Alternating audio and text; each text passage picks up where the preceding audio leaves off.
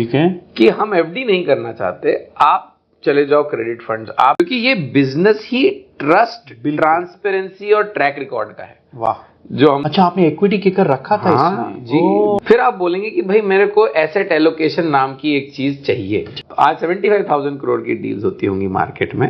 Equities growth के लिए होती है, इनकम के लिए।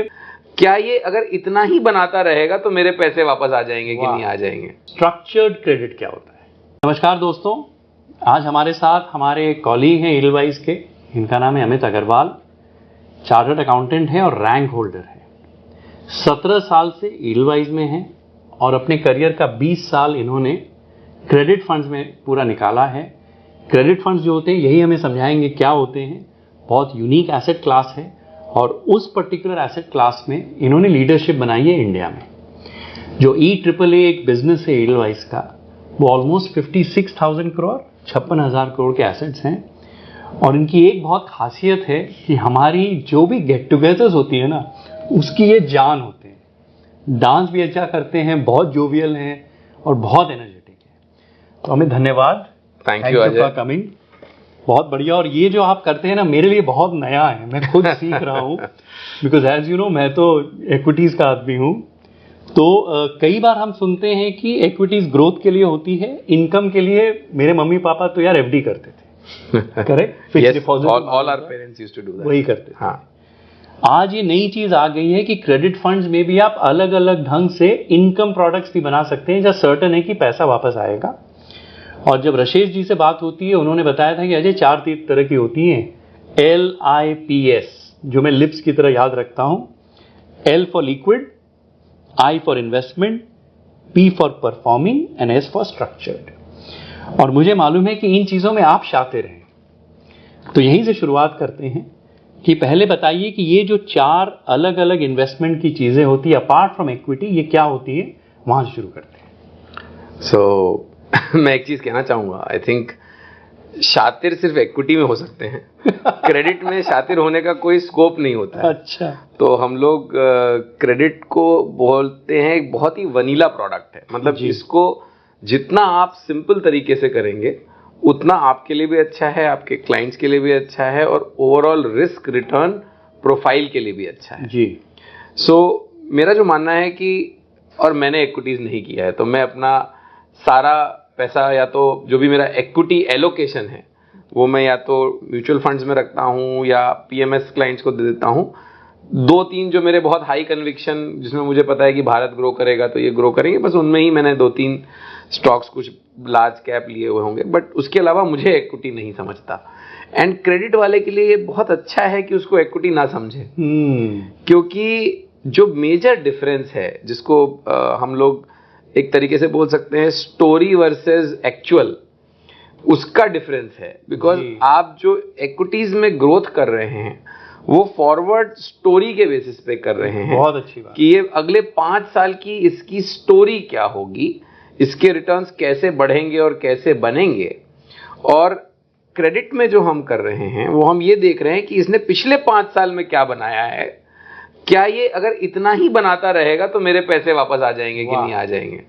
बहुत इंटरेस्टिंग चीज। आपको मालूम है, एक हमारी जब मीटिंग हुई थी, हम लोग इक्विटी और यही बात कर रहे थे, तो मैंने आपसे कहा था कि इक्विटी क्या होता है ना, आज का नंबर कल की कहानी। और आपने कहा था अजय मैं तो आज का नंबर और कल का नंबर ही देखता हूं। तो बेसिकली वही एक बहुत बड़ा डिफरेंस है। और ये एक एज अ इंस्टीट्यूशनल सेटअप, अगर आप देखें ग्लोबली, अगर आप देखें जी, आप 2 फंड्स को स्टडी करें, अगर आप एरीज को स्टडी करें और कार्लाइल को स्टडी करें, ठीक है, तो एरीज जो है पूरा इनकम और यील्ड पे फोकस्ड है ज्यादा।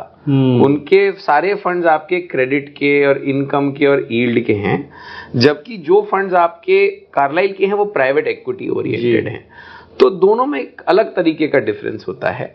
यहां पर आप क्या कर रहे हैं कि आपके पास अगर कुछ पैसे हैं जिनको आपकी अगले 10 साल की कोई जरूरत नहीं है, तो आप उनको एक फंड्स में डाल रहे हैं ग्रोथ के, और 10 साल में इंडिया में पैसा बन ही जाएगा। तो आप बोलेंगे कि ये पैसा मुझे नहीं चाहिए, बीच में हो सकता है आपको वो पैसा आधा होता हुआ दिख जाए, फिर डबल होता हुआ दिख जाए, फिर तो आप वोलेटिलिटी झेलने के उसमें हैं, ठीक है, एंड उस पे आप वो पैसा प्ले कर रहे हैं, ठीक है। जो हमारी अंडरस्टैंडिंग है as a person becomes more and more wealthier, जी, he has to look at asset allocation. बिल्कुल, ये सिद्धांत है, मतलब बिल्कुल, उसके खिलाफ कोई ऐसी आवाज नहीं उठाई जा सकती। बिल्कुल। अगर आपके पास 1 करोड़ रुपए हैं तो आप पूरा इक्विटी में भी डालना चाहते हैं, वो आपकी मर्जी है, ठीक है। लेकिन अगर आपके पास 100 करोड़ रुपए हैं तो आप शायद पूरा इक्विटी में न डालना चाहेंगे। फिर आप बोलेंगे कि भाई मेरे को एसेट एलोकेशन नाम की एक चीज चाहिए, ठीक है। इस एसेट एलोकेशन में हमने जो ग्लोबली देखा है, और इंडिया में शायद ये डेटा डिफरेंट होगा, बट लोग 40 से 50% जितना ही इक्विटी में डालते हैं, ठीक है। सारे जो वेल्दी लोग हैं, पेंशन फंड्स हैं, ग्लोबल फंड्स हैं, इंक्लूडिंग इंडिविजुअल्स, जी, क्योंकि वहां के स्टॉक मार्केट हमारी तरह 3 साल से 40% रिटर्न नहीं दे रहे होते तो अब आगे 3 साल फिर 40 मिलेगा, इस उम्मीद में ही हम सब जा रहे हैं, right. But reversal to mean भी एक चीज कहीं ना कहीं होती है, ऊपर जाता है नीचे आता है। तो वहां पर 40 से 50% इक्विटी एलोकेशन करते हैं और 30 से 40% डेट एलोकेशन करते हैं, जिसको क्रेडिट बोलते हैं जी, और 10-20% रियल एस्टेट एलोकेशन करते हैं। ओके। और इस एलोकेशन के बीच में ही वो प्ले करते हैं, ठीक है। तो जब आपके पास इंडिया में 10 करोड़ 15 करोड़ या 25 करोड़ हो गया है, तब आप सारा पैसा इक्विटी में नहीं डालना चाहते, बिल्कुल, आप कुछ पैसा फिक्स्ड रिटर्न में डालना चाहते। अब जैसा आपने अपना बताया स्ट्रेटजी कि भाई हमारे पेरेंट्स तो एफडी में डालते थे, अब एफडी में डालने का मीनिंग क्या है, क्योंकि बैंक आपसे जो एफडी का रिटर्न ले रहा है, बैंक आपको वो रिटर्न देने के लिए सामने क्रेडिट ही कर रहा था, बिल्कुल। तो आपने एक इंटरमीडियरी ढूंढा हुआ था जो आपसे 8% पे पैसा लेकर के सामने 12% पे पैसा या 14% पे पैसा देता था, और बीच में उसका अपना रिटर्न और बैंक की कॉस्ट और मार्जिन वगैरह होकर के आपको आपका 8%, पर आपका 8% आपके लिए बिल्कुल सेफ था, आप कभी भी किसी भी समय निकाल सकते हो। बैंक जो क्रेडिट कर रहा था उसमें वो apart from his interest cost जो वो आपको 8 दे रहा है, वो अपनी क्रेडिट कॉस्ट भी पकड़ता था कि मैं अगर 1000 करोड़ के लोन दूंगा तो शायद 20 करोड़ के लोन मेरे खराब हो जाएंगे, और इस तरीके से। So they used to do it in a mass manner, और अभी भी बैंकिंग मॉडल वही है जी। तो जो आपके लिक्विड इन्वेस्टमेंट्स हैं वो इस एफडी को ही रेप्लिकेट कर रहे हैं किसी ना किसी तरीके से, या तो गवर्नमेंट सिक्योरिटीज में डाल रहे हैं या बॉन्ड में डाल रहे हैं। तो 5 से 7% डिपेंडिंग ऑन कहां आपका इंटरेस्ट रेट कर्व है, आप शायद लिक्विड प्रोडक्ट्स में बना सकते हैं। टैक्सेशन सब जगह सेम है, टैक्स से बड़ा सत्य तो कोई है नहीं, तो वो तो सब जगह सेम है, बिल्कुल। तो अब लिक्विड फंड आपका ये हो गया, ठीक है। तो लिक्विड आपको 5 से 7 5-6 ही मिलता है, एक्चुअली 7 भी नहीं मिलता है, ठीक है, आज के एनवायरनमेंट में, ठीक है। और उसके बाद आप चले जाएं इन्वेस्टमेंट ग्रेड पे, ठीक है, तो आपको वहां पे 7 से 9 मिल सकता है शायद, मतलब 9 भी बहुत आउटस्टैंडिंग बोल रहा हूं मैं, 8.5 ही है वो, ठीक है, बट वो आपको 7 से 8.5% दे सकता है इन्वेस्टमेंट ग्रेड पेपर। और जितना ज्यादा आप उसमें इन्वेस्टमेंट ग्रेड पेपर में एक्स्ट्रा हायर रेटिंग की तरफ जाएंगे उतना रिटर्न कम, जितना आप AA- की तरफ जाएंगे उतना आपका रेट 8.5, आप AAA की तरफ जाएंगे आपका रिटर्न 7.25। सो बेसिकली वो रिटर्न आपका इन्वेस्टमेंट ग्रेड में आ जाता है, ठीक है। सारी रिटर्न की कहानी इसके बाद शुरू होती है जी, समझ गए, जहां पर आप जाते हैं एक्चुअली क्रेडिट स्पेक्ट्रम में, जहां आप डिसाइड करते हैं कि आप हायर क्रेडिट डिलीवर करेंगे और रिटर्न आप थोड़े से ज्यादा लेंगे। अब यहां पे जो हम चीज हमेशा बोलते हैं, इसके अंदर आती है कैपेबिलिटी बिफोर कैपिटल। ओके। तो कैपेबिलिटी बहुत जरूरी है, वो शायद आपने 3 इडियट्स का वो सुना होगा आपने शायद, वो डायलॉग, वो कहते नहीं, आप काबिल बनने की कोशिश करें, कामयाबी झक मार के आपके पीछे आएगी। वाह क्या बात। तो बेसिकली द क्रेडिट में एक्चुअली आप देखें पहले के जमाने में लोग इंडिया में बहुत क्रेडिट वो जबान की कीमत पे दे देते थे, बिल्कुल, कि भाई उनको मैंने जबान दी है, वो मेरे को 12% पैसा ब्याज के साथ वापस करेंगे, और लोग जबान पे करते भी थे जी। That world has changed. तो अब आपको एक काबिलियत चाहिए to understand the asset, understand the account, understand the people, and उसके बेसिस पे आप जो है क्रेडिट डिलीवर करते हैं, ठीक है। तो जब आप किसी भी क्रेडिट फंड के पास जाते हैं तो बैंकों ने ये काबिलियत बहुत पहले से डेवलप करी हुई है किसी तरीके से, बट लोगों के जो बैड एक्सपीरियंसेस हैं वो बैंकों के ही एग्जांपल है कि भाई इतना एनपीए रेशियो हो गया, उतना एनपीए रेशियो हो गया, ये हो गया। तो जो बैंक्स का जो स्ट्रक्चर है, it is for a very mass lending, they do a lot of lending, मतलब उनका उनके पास ऐसे कोई 4-5 आदमी नहीं है बैठे हुए जो सिर्फ कंपनी इवैल्यूएट करके यही वाली लेंडिंग कर रहे हैं जहां पर उनके इंटरेस्ट अलाइंड है। और बैंक्स अपना एक अलग सेगमेंट में लेंड करते हैं, they lend more retail, working capital. और ग्लोबली अगर आप देखें, banks have lend vanilla lending जी, एंड जो भी आपका credit related work has moved to private credit funds globally also. तो बहुत बड़ा एक मार्केट क्रिएट हो गया है ग्लोबली, और वो मार्केट आपको एक अच्छी क्रेडिट और यील्ड देता है। अब आपके बाकी दोनों फंड आ गए, लाइक पी और एस, आपने जो लिप्स बताया मैंने पहली बार ही सुना है, बट लिक्विड और इन्वेस्टमेंट ग्रेड तो मैंने आपको बात कर ली। अब आगे आपके परफॉर्मिंग और स्ट्रक्चर्ड क्रेडिट। तो अब आप देखिए क्या है, आप एफडी की जगह, जब क्लाइंट पैसा दे रहा है तो 8% पे एफडी करने की जगह वो अब डायरेक्ट पैसा क्रेडिट फंड्स को दे रहा है। ठीक है, कि हम एफडी नहीं करना चाहते, आप चले जाओ क्रेडिट फंड्स, आप जाओ, आप क्रेडिट डिलीवर करो, आप अपनी फीस रखो जो कि शायद 1, 1.25, 1.5, 2 डिपेंडिंग ऑन परफॉर्मिंग में 1.5% होती है, स्ट्रक्चर्ड में 2% होती है, मतलब उससे जो भी आप उससे ज्यादा नहीं है फीस।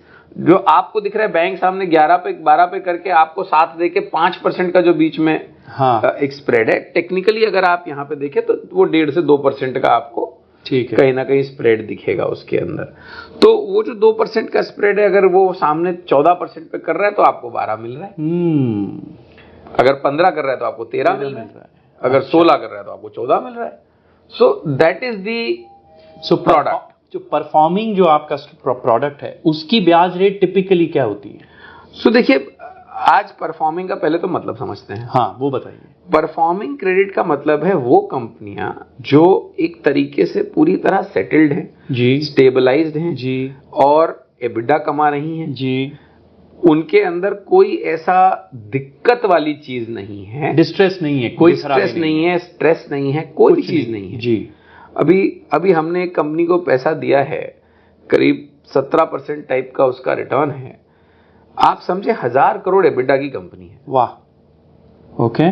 और टोटल लोन उस कंपनी में 3000 करोड़ रुपए का है। अब आप कह सकते हैं उन्होंने बैंकों से पैसा क्यों नहीं लिया, पर उनका एक बहुत बड़ा एक्सपेंशन हो रहा था जी, जिसमें उनको एक समय लग रहा था एक्सपेंशन करने में, और बैंक्स जो हैं उतना वेट नहीं करना चाहते थे। एंड उस समय आप अगर प्राइवेट क्रेडिट की यूटिलिटी देखें कि आज इंडिया में 3000 करोड़ जितना प्राइवेट क्रेडिट एक कंपनी में डिलीवर हो सकता है। वाह, ओके। इतना बड़ा हो गया ये मार्केट। पहले हम 30 करोड़ रुपए की डील से शुरू करते थे। पहली डील अजय मेरी 3 करोड़ रुपए की थी, और उस पर हमने 6 महीना लगाया था। क्या बात, 6 महीने तक हम इवैल्यूएशन कर रहे थे। अच्छा।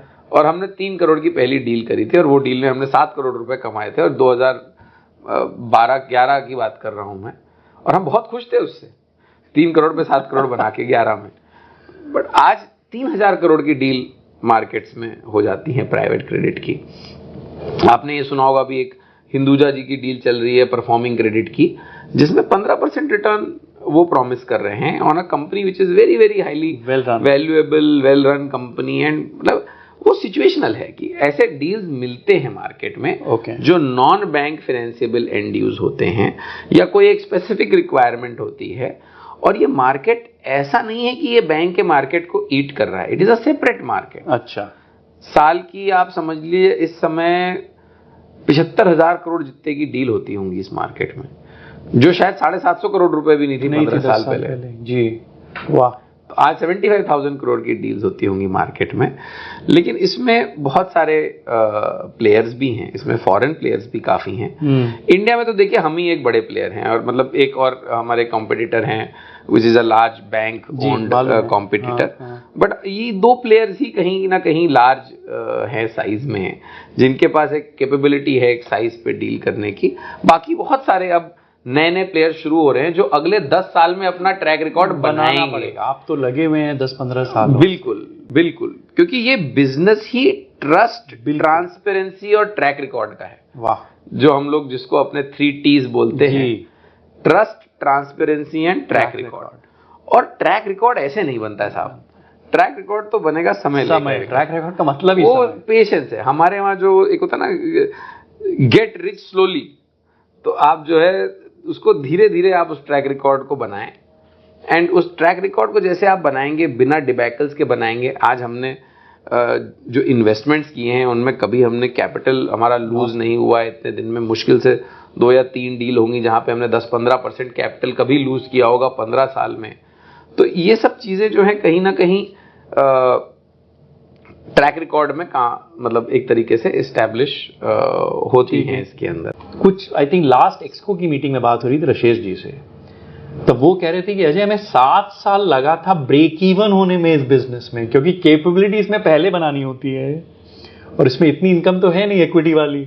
करेक्ट। फिर ये लास्ट में 8-10 साल बाद ये धंधा टेक ऑफ करता है, जो आज हम वहां पहुंच रहे हैं, राइट? लास्ट 4-5 सालों। और सब किसी देखिए इंडिया का सबसे बड़ा चैलेंज ही स्केल अप है जी। छोटा छोटा काम तो सब लोग कर ले, झोपड़ियां तो कोई भी लगा ले, ऐसे स्केल अप करने का ही मेन चीज है। बड़ी स्काई स्क्रेपर इमारत लगाना, हाँ, तो स्केल अप ही है। हाँ। तो स्केल अप के लिए बहुत इन्वेस्टमेंट लगता है और कैपेबिलिटीज में लगता है और लोग रोक के रखने पड़ते हैं।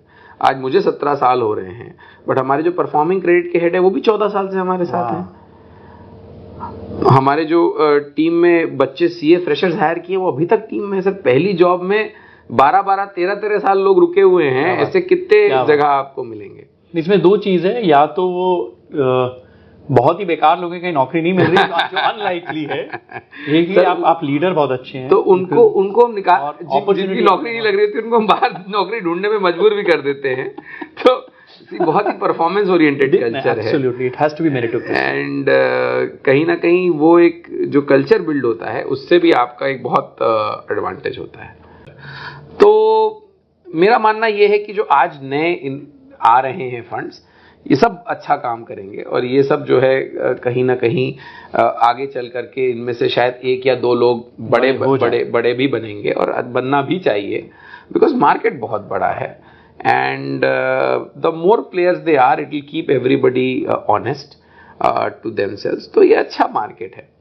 सो देखिए, परफॉर्मिंग क्रेडिट का मतलब ये है आज की डेट में कि अगर आपने इक्विटी में अगर आपने 10 करोड़ रुपए डाले हैं, ठीक है, तो वो आपको शायद 10 साल बाद 30 करोड़ रुपए देगा, लेकिन देगा जब एंड में देगा और उसके बीच में आप वोलेटिलिटी झेलेंगे।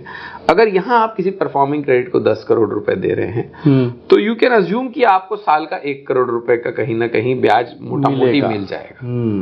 और उसके अलावा आपका थोड़ा कैपिटल एप्रिसिएशन हो जाएगा परफॉर्मिंग क्रेडिट में जी। तो आप अगर समझे परफॉर्मिंग क्रेडिट से अगर आपको नेट ऑफ फीस 14 मिलने वाला है, तो उसमें से आप समझ लें मोटा मोटी 8 से 10% आपको सालाना मिलेगा और उसके बाद 2 से 4% आपको जो है एक्स्ट्रा बाद में कहीं ना में 4 से 6% एक्स्ट्रा आपको towards the end of the period मिल जाएगा। 3 से 5 साल के साइकिल होते हैं डील्स के, मोस्टली 3 साल से 5 साल के बीच में सारी डील्स इन फंड्स में एग्जिट हो जाती हैं क्रेडिट के अंदर। बट देखिए एआईएफ्स में एक और बड़ी चीज आप समझें कि डिफरेंस क्या है जी एलआई और पी और एस के बीच में। देखिए ये सब ज्यादातर जो है closed ended funds, yes, open ended नहीं है, ओपन एंडेड नहीं है। तो जैसे ही आप, क्योंकि क्या होता है देखिए आज अगर आपके ओपन एंडेड फंड्स रहें तो आपको कोई भी कभी भी रिडेम्पशन जब आपको करना होगा, जब मर्जी आप निकाल सकते हैं, डाल सकते हैं दोनों। तो वो जो है आपके यील्ड्स को कंप्रेस करते हैं, बिकॉज जो इंडिया का बॉन्ड मार्केट है वो आपका लोअर रेट्स पे एक्सट्रीमली लिक्विड नहीं है। आज यूएस वगैरह में तो बॉन्ड मार्केट्स आपके इतने लिक्विड है कि आप डी पेपर भी आप बेच सकते हैं, और ये इंडिया में भी होगा, 15 साल में होगा, बिल्कुल होगा, बट होगा इंडिया में भी है, क्योंकि ऑलरेडी देखिए हम सेकेंडरी पेपर्स तो ट्रेड करना शुरू कर ही चुके हैं। बिल्कुल, हम ऑलरेडी कितने सेकेंडरी पेपर सेल करते हैं, बट वो अभी भी 1-on-1 कॉन्ट्रैक्ट्स पे होता है, it's not on the exchange आप जाकर के बेच सकते हैं। अब तो सर एआईएफ के यूनिट सेकेंडरी में बिकने लगे हैं। आपने अगर क्रेडिट एआईएफ में, अब तो मैं बोल रहा हूँ इलिक्विड है आपका इन्वेस्टमेंट अगर आप एआईएफ में डाल रहे हैं, बट आप यूनिट्स बेच सकते हैं। अच्छा यार, कभी आपको कोई डिस्काउंट में यूनिट हो तो मुझे बता देना। बिल्कुल, तो नहीं बात तो मुझे आज पता चली है। बिल्कुल। अरे इंटरेस्टेड, आप बिलीव नहीं करेंगे, हमारा एक स्पेशल सिचुएशन फंड है और एक इंफ्रा फंड है जिनके यूनिट्स कभी कभी तो प्रीमियम में भी ट्रांजैक्शन हुए हैं, मैंने सुना है। क्या बात है। तो ये सब अब बिकॉज इसका कोई डेटाबेस नहीं है, अब ये धीरे धीरे क्या है, सरकार ने एक बहुत अच्छा रेगुलेशन लाया कि सारे एआईएफ यूनिट्स डिमैटेरियलाइज होंगे। अच्छा, तो अब जैसे आप शेयर्स होल्ड करते हैं वैसे मेरे यूनिट, वैसे ही आप एआईएफ यूनिट्स होल्ड कर सकते हैं। तो फिर ये बताइए, लेट अस अज्यूम एक कोई फंड है आपका, क्लोज्ड एंडेड है, 3 साल पहले लॉन्च हुआ था, 3 साल हो गया है, इन्वेस्टेड है पूरा, 15% रिटर्न है, hypothetically। हाँ, कोई है जो उसमें अपना बेचना चाहता है, बिक सकता है, और वो अगर डिस्काउंट में बेचता है तो मेरी रिटर्न से थोड़ी बढ़ भी जाती है। बिल्कुल बढ़ जाती है, बिल्कुल बढ़ जाती है, बिल्कुल बढ़ जाती है। तो इंटरेस्टिंग मार्केट है ये। जी जी जी। और ये डिमेटरलाइजेशन जो हो गया है, ये धीरे धीरे अल्टीमेटली क्या होगा, इसमें देखिए स्टार्टिंग पॉइंट है इंडस्ट्री का। जी जी। अभी हम बहुत नेसेंट स्टेजेस में थे, अब हम थोड़ा सा प्रोग्रेस कर रहे हैं धीरे धीरे। इनकी आपकी क्वार्टरली एनएवीज वगैरह भी डीमैट के सामने दिखनी शुरू हो जाएंगी। फिर आप उन एनएवीज के बेसिस पे थोड़े ट्रांजैक्शंस भी होना शुरू हो जाएंगे। फिर कल हो सकता है ये एक्सचेंजेस पे ट्रांजैक्शन होने लगे। सो धीरे धीरे धीरे ये मार्केट डेवलप होगा। बट आज की डेट में ये फंड्स क्लोज्ड एंडेड हैं, बट ओवर द काउंटर आपको लिक्विडिटी मिल जाती है। क्रेडिट फंड्स के सामने साहब लेवरेज भी मिल जाती है अभी। अच्छा, बिकॉज वो क्रेडिट है और उनमें सामने लिक्विडिटी आती है, अश्योर्ड है। जी देखिए, अश्योर्ड बोलने से मैं थोड़ा सा घबराता हूं, क्योंकि क्रेडिट तो क्रेडिट ही है। बिल्कुल। एंड हमारे जो भी फ्रेंड जो हैं, जो आज तक आप ट्रैक रिकॉर्ड देखें तो हमने सारे फंड्स में सारा पैसा विद रिटर्न कहीं ना कहीं लौटाया है। लेकिन वही है कि ये लिक्विड फंड या एफडी नहीं है। जैसे बैंक में आपको वो इतना डिफरेंस इसीलिए मिल रहा है क्योंकि भाई वो आपको कम रेट दे रहा है, श्योरिटी, और वो बोल रहा है कि भाई कल चाहिए तो कल ले जाना। तो जो हम एक बोलते हैं ना कि सरकार में आपने पैसा दिया तो रिस्क फ्री है, हाँ। ये कंप्लीटली रिस्क फ्री नहीं है, थोड़ी रिस्क है। हाँ, तो रिस्क, लेकिन इक्विटी ऐसी वेरी हाई रिस्क भी नहीं, और ना उतनी वॉलेटिलिटी है, ना उतनी वॉलेटिलिटी है। बिल्कुल, ना उतनी वॉलेटिलिटी है, ना उतना रिस्क है, और आपके जो पैसे हैं वो आपको रेगुलरली आते रहेंगे। तो ये क्या है ना, देखिए ग्लोबली ना ये पेंशन फंड्स के लिए बहुत अच्छा, बहुत बढ़िया प्रोडक्ट है। तो और इंडिविजुअल इन्वेस्टर्स जो वेल्दी हैं उनके लिए भी बहुत अच्छा प्रोडक्ट है कि भाई आपके पास अगर 100 करोड़ रुपए हैं और आपको 10 करोड़ रुपए साल चाहिए, हाँ, तो कौन सा एसेट क्लास आपको 10 करोड़ रुपए साल इंटरेस्ट की तरह डिलीवर कर रहा है। हाँ, विद थोड़ी अपसाइड भी मिल रही है आपको। 4 करोड़ रुपए साल आपको अपसाइड भी मिल रही है, और 100 करोड़ रुपए आपका 10 करोड़ रुपए साल का आपको डिलीवर भी कर रहा है। कैपिटल भी मोस्टली प्रोटेक्टेड, कैपिटल भी प्रोटेक्टेड ही है मोस्टली, बिकॉज जो आपकी सामने डील्स है उनमें तो आपने प्रोटेक्शन करके लिया हुआ है सामने क्लाइंट से। तो कहीं ना कहीं ये आप जो वो एफडी से 6% की एफडी से आप 14% के रिटर्न पे जो आ रहे हो, बिल्कुल 8% के जो रिटर्न पे आ रहे हो, उसमें रिस्क आपका उतना नहीं बढ़ रहा है। आपका रिटर्न 1.25 टाइम्स डबल हो गया है, मतलब डबल से बिल्कुल 2. रिस्क डबल नहीं है, लेकिन रिस्क उसका डबल नहीं है। अच्छी बात है, ये बहुत इंटरेस्टिंग है कि आपका रेट ऑलमोस्ट 2 गुना और रिस्क इतनी नहीं बढ़ रही है। रिस्क एडजस्टेड आपका return far better, risk adjusted आपका रिटर्न फार बेटर है। बिल्कुल सर, तभी तो आज हमारे इतने बड़े बड़े फंड्स सर, आज 35,000 करोड़ रुपए हमारा क्रेडिट मोटा मोटा अगर आप देखें तो इतना पैसा इसीलिए आता है क्योंकि उसमें आप तरीके से आपको 3,500 करोड़ रुपए का तो आपको रिटर्न मिल रहा है।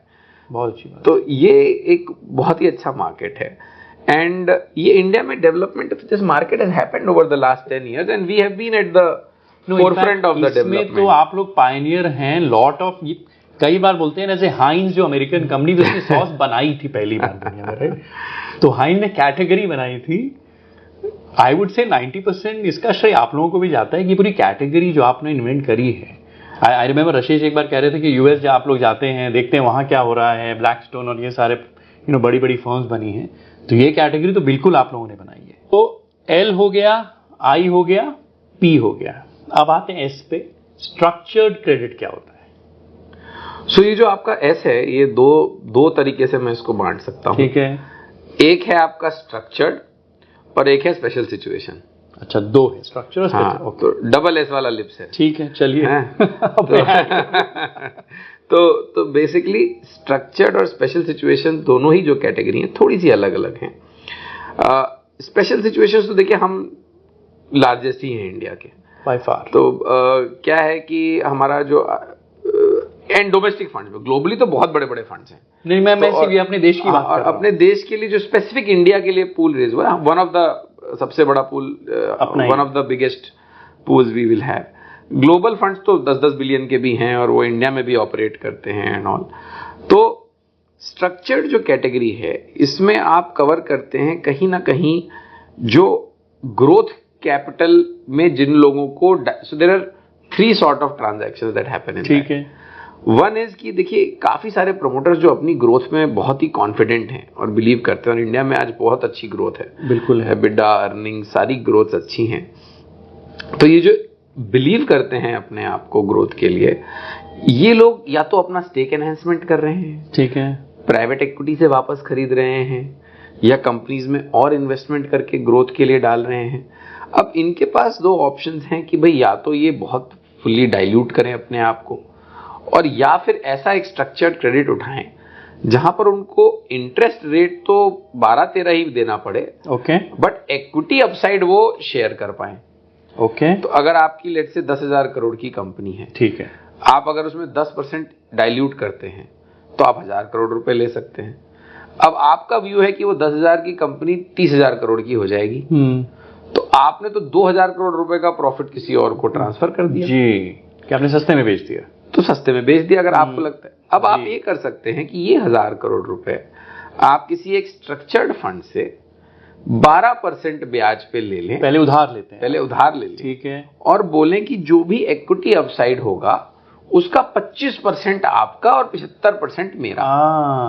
तो वो जो एक्स्ट्रा 2,000 है उसमें 500 करोड़ आपको देते हैं, वो 1,500 करोड़ अपने पास रखता है, 1,500 करोड़ अपने पास रख सकते हैं, लेकिन वो फिर उधार की रिस्क ले रहा है। लेकिन वो उधार की रिस्क ले रहा है। तो इंटरेस्टिंग। अब 10,000 करोड़ की कंपनी में आप 1,000 करोड़ रुपए का उधार ले रहे हैं, तो आपने तो पूरा 10,000 लाइन पे लगा दिया 1,000 को उधार लेने के लिए। हाँ नहीं, हाँ ये भी बताइए कि 1,000 का उधार लेने के लिए आपने कितने शेयर गिरवी रखताते हैं? सर देखिए, अगर आपने कंपनी के अंदर ले लिया पैसा तो टेक्निकली आपकी सारी इक्विटी बिलो मी है। हाँ, बिलो यू है, एब्सोल्युटली। ये कॉन्सेप्ट आपको बताना पड़ेगा कि बॉन्ड होल्डर जो होता है, जिसने उधार दिया है, वो शेयर्स के ऊपर आता है। पहले अगर कंपनी लिक्विडेट होगी तो पहले तो उधार वाले, पहले आपको पैसा जाएगा, बाद में शेयर होल्डर को पैसा आएगा। बिल्कुल बिल्कुल बिल्कुल। और ये बैंक्रप्सी कोर्ट ने इंडिया में डबल एस्टैब्लिश कर दिया है। एनसीएलटी से हमें पता भी चल गया है। आज इतने सालों में इतनी सारी कंपनियां, पहली बार हुआ है, you are so right Amit, कि लोगों के हाथ से कंपनियां चली गई हैं। बिल्कुल बिल्कुल, और बहुत अच्छी high quality company change hand. Yes, तो मैं ये बोल रहा हूँ, जैसे ही वो आप 1,000 लेते हैं, ठीक है, आपने 10,000 को तो सबऑर्डिनेट कर दिया। अब आप उसमें प्लेज 2,000 की करो, 3,000 की करो, जो मर्जी प्लेज करो आप। हम टिपिकली 3 टाइम तो लेते ही हैं। वही मैं पूछा, 2.5 से 3 टाइम तो हो ही जाता है मोस्टली सारी कंपनीज में। तो आप जो मर्जी करें, आपने प्लेज तो ले लिया है, बट कहीं ना कहीं उधार की ओब्लिगेशन तो उधार की ओब्लिगेशन है। गारंटी भी साइन कराते हैं, कई बार पर्सनल गारंटी भी साइन कराते हैं, तो बहुत सारे कागज आप क्रिएट करते हैं। आप इक्विटी रिस्क नहीं ले रहे हैं। आप तो बोलो मेरा उधार है और 12% के साथ उधार वापस आएगा, तो ब्याज मुझे मिनिमम चाहिए। मेरी कंपनी 10,000 की 30 हो या 10,000 की 2,000 हो, मेरे को तो मेरा 1,000 विद 12% मिनिमम 1,000 विद 12। अगर 30 हो जाती है तो उसका भी मैं कुछ लेके जाऊंगा, मैं लेके जाऊंगा, लेकिन सारा तुम्हारा, डाउनसाइड सारा तुम्हारा। यही रिस्क एडजस्टेड रिटर्न है स्ट्रक्चर्ड क्रेडिट। अरे वाह, ओके, समझ में आ गया। और प्रमोटर क्या कॉल ले रहा है इसके ऊपर कि ये 10,000 30,000 जाएगा, तो वो क्या सोच रहा है कि उसने तो 1,500 करोड़ बचा लिए, और हम सोच रहे हैं हमने 500 करोड़ कमा लिए। वाह। अब वो 500 होगा तो मेरी IRR 21, अगर वो 200 होगा तो मेरी IRR 16, 400 होगा तो मेरी IRR 18, तो मेरी IRR विल मूव फ्रॉम 12 से 22। हाँ, बट मिनिमम 12 तो आप कमाओगे। मेरी 12 तो मैं कमाऊंगा। यही स्ट्रक्चर्ड क्रेडिट का मोटा और बहुत सारी कंपनियों ने इस तरीके का पैसा। हाँ, मैं काफी अखबारों में पढ़ रहा था, बायोकॉन की डील हुई, शाहपुर जी पालुन जी टाटा सन्स की डील हुई। बहुत साल पहले मुझे याद है, गौतम थापर हमारी IIM अहमदाबाद में प्रेजेंटेशन देने आए थे, जब 20 साल पहले या 25 साल पहले उन्होंने स्ट्रक्चर डील करी थी बचाने के लिए। Was it the paper company? हाँ, बलारपुर। हाँ, सो ये सब ट्रांजैक्शंस जो हैं बहुत ही, आई एम सेइंग, कहीं ना कहीं एक तरीके से रिस्क एडजस्टेड होते हैं। तो लेकिन आपने जो 2S की बात करी, ये कौन सा वाला? ये स्ट्रक्चर्ड फाइनेंस। ये स्ट्रक्चर्ड फाइनेंस हो गया। अब स्पेशल सिचुएशन बताइए। स्पेशल सिचुएशन तो देखिए एक बहुत ही इंटरेस्टिंग कैटेगरी है, और थोड़ा इट्स अ नीश कैटेगरी, थोड़ा जैसा इसका market is not, it's a very niche market, और इसमें कैपेबिलिटी की रिक्वायरमेंट और बहुत सबसे ज्यादा है। क्योंकि देखिए ये जो दोनों डील्स हैं, इसमें आप फाइनेंशियल कैपेबिलिटी से काम चला लेते हैं। आपने फाइनेंशियल स्ट्रक्चरिंग कर ली, थोड़ा इधर घुमा लिया, उधर घुमा लिया।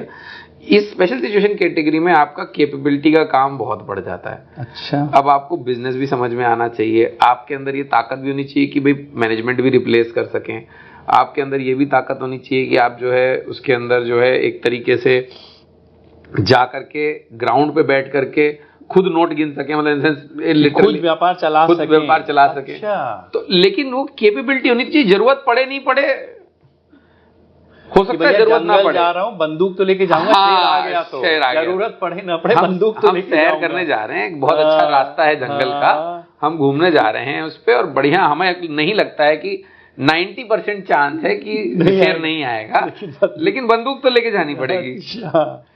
तो वो तो आपको करना पड़ेगा। तो कैपेबिलिटी की रिक्वायरमेंट काफी हैवी है, तो investment in that capability takes a lot of time and effort.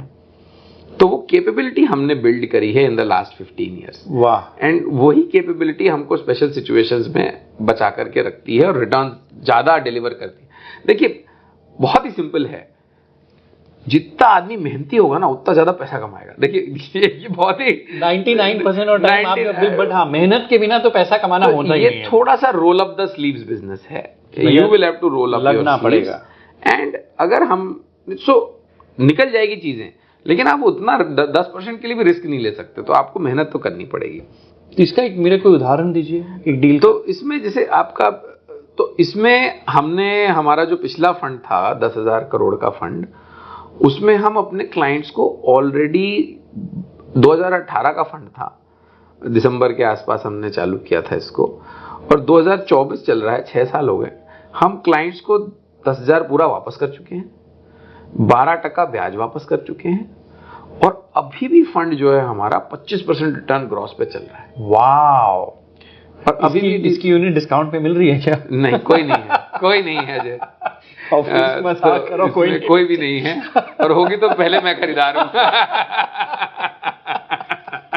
तो आपका नंबर थोड़ा पीछे है, मैं नीचे हूँ, तो बेसिकली दैट इज अभी भी 25% IRR पे चल रहा है। तो बेसिकली क्या है इसके अंदर, मैं आपको एक उदाहरण देता हूँ, और लिस्टेड उदाहरण है इसलिए मैं दे सकता हूँ कि हो चुकी है वो डील। तो एक कंपनी थी हमारी, इनस्विफ्ट लैबोरेटरीज करके लिस्टेड कंपनी थी, इनका एक API का बिजनेस था, बहुत ही सॉलिड बिजनेस था इनका, अच्छा बिजनेस था। समय खराब हुआ, थोड़े डिसीजंस, देखिए मैनेजमेंट डिसीजंस कभी कभी ले लेता है, उनको पता नहीं होता है एक्सपेंशन सही टाइम पे आएगा, हाँ, डिसीजन लेना, गलत कभी हो सकता है, कभी डिसीजन गलत उनका चला गया एक छोटा सा, उससे उनकी वर्किंग कैपिटल चोक हो गई, बैंकों ने उनको, कुछ बैंकों ने शायद उनको नॉन परफॉर्मिंग डिक्लेयर कर दिया, लेकिन कंपनी 150 करोड़ रुपए एबिटा कर रही थी, लेकिन लोन बढ़ करके 1500 करोड़ रुपए हो गया। अभी 150 करोड़ की एबिटा पे 10 टाइम हालत खराब है। तो भाई उस लोन को रिस्ट्रक्चर किया गया, उसको जो इक्विटी में कुछ कन्वर्जन किया, उसका बैंकों ने कुछ किया, फिलहाल सारा काम करा करके उनको 500 करोड़ रुपए की जरूरत थी to give the final instalment to banks जी। तो वो 500 करोड़ रुपए हमने उनको उस समय डिलीवर किए, 500 550 करोड़ शायद, मेरे को एग्जैक्ट नहीं याद है, बट 150 करोड़ था, और उसके 4 या 5 टाइम के आसपास हमने उनको एंटरप्राइज वैल्यू पे पैसा डिलीवर किया। ठीक है। उसके बाद we went inside the company and हमारा पहले से एग्रीमेंट था कि देखिए हम अगर पैसा देंगे तो हम साथ में बैठ के अंदर घुसेंगे। तो फिर हम उनके साथ प्रोडक्ट्स वगैरह पे बैठे, एंड देन हम उनके साथ सप्लाई चेन पे बैठे, और हमने एक टीम हमारा होता है एक 100 डे प्लान कंपनी के अंदर, जाके पहले हम 100 डे प्लान इंप्लीमेंट करते हैं कि भाई first 100 days what we will do, so that हमारा एक इक्वेशन ठीक से बैठ जाए उनके साथ। हमारी एक खुद की portfolio operations and monitoring team है, उसको हम लगाते हैं उनके साथ। हम कई बार अल्वरेज एंड मार्शल या E&Y या PwC इनसे इंडस्ट्री स्पेशलिस्ट बुलाते हैं कि भाई हमें एक फार्मा का आदमी चाहिए जिसके साथ हम बैठ सकें, बिकॉज इंडिया में टैलेंट बहुत है। बिल्कुल। तो आप सोर्स कर सकते हैं स्पेसिफिक टैलेंट को, तो जाके हम बैठते हैं, उसके अंदर हम बैठे हमने, तो उनके कुछ प्रोडक्ट्स जो लेगेसी प्रोडक्ट्स थे, कई बार ऐसा होता सर हम तो ये प्रोडक्ट जमाने से बेच रहे हैं। अब वो जमाने से बेच रहे हैं, लेकिन अगर उसकी प्रॉफिटेबिलिटी नए जमाने के प्रोडक्ट से थोड़ी सी डिफरेंट है तो कुछ प्रॉब्लम नहीं है नए जमाने के प्रोडक्ट में शिफ्ट करने में, और बहुत ही कॉर्डियली करते हैं ये सब काम अच्छे से। उनको भी समझ में आया थोड़ा सा, कई बार हम लोग थोड़ा डेटा माइनिंग में ज्यादा अच्छे होते हैं, given that we have done data mining. Facts के साथ जाते हैं, हम लेगेसी के साथ नहीं जाते। फिलहाल 150 करोड़ से EBITDA expanded to 250 crore in the last 4-5 years, which is almost like a 70% growth in EBITDA in like 4 to 5 years. ठीक है। एंड ये सोचिए जब हम गए थे तब भी फुल कैपेसिटी यूटिलाइजेशन था, जब हम निकले भी फुल कैपेसिटी यूटिलाइजेशन था, और नई कैपेसिटी आई नहीं। तो आपने सेल्स मिक्स और एफिशिएंसी इतनी इंप्रूव कर दी कि प्रॉफिटेबिलिटी सब। और इसमें मैनेजमेंट का भी देखिए दो चीजों का हाथ है, मैनेजमेंट का भी हाथ है, थोड़ा इन्फ्लेशन का भी हाथ है। ऐसा नहीं कि सारा एफिशिएंसी का हाथ है, अल्टीमेटली थोड़ी तो चाहिए, थोड़ी तो चाहिए तकदीर। बट देखिए 150 इन्फ्लेशन से ही शायद 180 हो जाता। हाँ, लेकिन उसके ऊपर इस वैल्यू 180 से 250 तो जो है हमारा जो गेन है वो टेक्निकली एफिशिएंसी और सेल्स मिक्स का गेन है। यस। और 250 के एबिटा पे आते आते डेट जो है इतना कम हो गया, क्योंकि वो पेमेंट की वजह से डेट हमारा 400 हो गया। तो अब 250 पे उनको जब उन्होंने कंपनी बेची तो ऑलमोस्ट 7 टाइम्स मल्टीपल पे बेची। वाह। तो 1500-1600 करोड़ की कंपनी बेची। हमारा लोन 400 करोड़ दे करके तभी भी 1000-1200 करोड़ रुपए बचे। हाँ। तो आप, और हमारे पास 20% इक्विटी अपसाइड थी। अच्छा, आपने इक्विटी किकर रखा था? हाँ इसमें जी, 20% रिटर्न और 20% इक्विटी किकर। तो इक्विटी किकर वगैरह मिला करके हमारा 26-27% रिटर्न बन गया। और टेक्निकली वो रिटर्न किसी को खलता नहीं है, बिकॉज उनकी इक्विटी वैल्यू तो जीरो थी सर। जीरो। तो वो जब आप गए कंपनी के अंदर तो 150 एबिटा 1500 डेट पे तो जीरो इक्विटी वैल्यू है। आज उसके सामने अगर 800-900 करोड़ की इक्विटी वैल्यू क्रिएट हो गई तो it is a win win solution. Fantastic. तो this is a win win solution which is a very optimal way to do things and we have done that in. और ये sir एक example है, हमारे total investments 40 थे fund 2 में, और उसमें से करीब 15 टर्न अराउंड स्टोरीज हैं सर। अब एक बार तो तुक्का लग सकता है, 2 बार तुक्का लग सकता है, नहीं होते हैं 15 तुक्के तो नहीं होते, बिकॉज कई बार लोगों को लगता है कि ये क्या एक लग गया। लेकिन जब 15 बार आप सक्सेसफुल होते हैं, it has to be a process, it has to be capability. ऐसा नहीं होता है। हाँ, सो बट ये बहुत ही कोई कॉम्प्लेक्स नहीं है, बट बैठ करके मेहनत करने की नियत इम्पोर्टेंट है। और कई बार क्या होता है कि आपको लगता है कि मैंने पैसे दे दिए चीजें अपने आप हो जाएंगी, वो नहीं होता है, लगे रहना होता है, लगे रहना होता है। तो वो स्ट्रैटेजी थोड़ी हार्ड वर्किंग स्ट्रैटेजी है। और हमारे पास भगवान की दया से लोग हमारे साथ have been because of our culture and our openness. We want to be intellectually honest. गलत है तो मुंह पे बोलो गलत है, वी डोंट वांट टू। तो इंटेलेक्चुअल ऑनेस्टी भी बहुत इंपॉर्टेंट होती है। तो we think that we've been able to create a culture which allows people to be upfront, talk about risks. अच्छा, हमारा जो रिस्क मैनेजमेंट टीम है ना सर, उसके बारे में बताइए। वो अलग है, वो हमारे फंड मैनेजर्स के अंदर रिपोर्ट ही नहीं करता है। तो जो क्रेडिट डिसीजन लेता है कि किसको लोन देना है और रिस्क मैनेजमेंट एकदम अलग लोग, वो चेन ऑफ कमांड ही अलग है। अरे वाह, ये तो बहुत इंटरेस्टिंग पॉइंट लाया। एंड ये सब जगह नहीं मिलेगा आपको। आप देखेंगे कि वो सीईओ के अंडर ही रिस्क मैनेजमेंट रिपोर्ट कर रहा होगा। नहीं, कुछ जगह शायद रिस्क मैनेजमेंट टीम्स भी नहीं है, मुझे मालूम है। क्योंकि सर जो छोटे फंड्स है ना, इतना अफोर्ड भी नहीं कर सकते। नहीं, वो भी इम्पोर्टेंट है, बिल्कुल, खर्चे बहुत है, right. It is not easy, और मुझे याद है। और हाई क्वालिटी टैलेंट तो, और ये हाई क्वालिटी टैलेंट चाहिए, high quality. Because Amit ji, genuinely बहुत मजेदार डिस्कशन हुआ। रिस्क वाली बात और करनी थी, लेकिन चूंकि आज इनकी मीटिंग, इनको भागना है, इसलिए ये डिस्कशन यहीं रोकना पड़ेगा। इनकी भी फ्लाइट है, मेरी भी फ्लाइट है आज। लेकिन लखनऊ के हैं, आपने अंदाज देख ही लिया, अंदाजे में यहाँ गजब का है इनका। Thank you so much. Thank you. लंबी बात एक बार वापस करना। बिल्कुल बिल्कुल, thank you so much. Thank you.